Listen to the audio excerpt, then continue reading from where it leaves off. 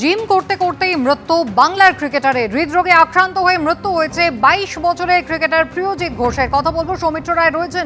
সৌমিত্র, কি ঘটেছিল, কি জানা যাচ্ছে?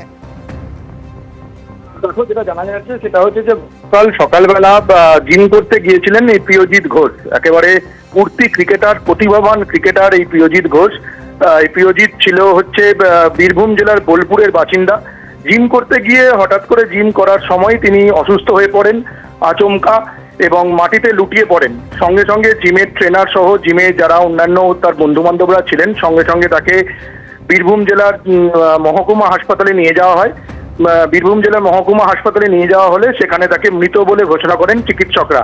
কিন্তু এই মাত্র 22 বছর বয়স উঠতি ক্রিকেটার। তোমাকে জানিয়ে রাখি যে এই প্রিয়জিৎ ঘোষ 2018-19 সালে আন্ত জেলা অনূর্ধ্ব 16 যে ক্রিকেট টুর্নামেন্ট হয়েছিল সেখানে সর্বাধিক রান করেছিলেন, দুর্দান্ত পারফরমেন্স করেছিলেন। সেই কারণে সিএবির তরফে তাকে পুরস্কৃত করা হয়েছিল। এই মুহূর্তে তিনি বীরভূম জেলার সিনিয়র ক্রিকেট দলে খেলছিলেন এবং বীরভূমের স্থানীয় একটি ক্লাবে খেলছিলেন। প্রিয়জিতের এই মৃত্যুতে, আকস্মিক মৃত্যুতে খুব স্বাভাবিকভাবেই পরিবারের শোকের ছায়া নেমে এসছে। পরিবারের একমাত্র সন্তান ছিলেন এবং কলকাতা ময়দান সহ জেলার ক্রিকেট মহলে শোকের ছায়া নেমে এসছে প্রিয়জিতের এই আকস্মিক হৃদরোগে আক্রান্ত হয়ে মৃত্যুতে।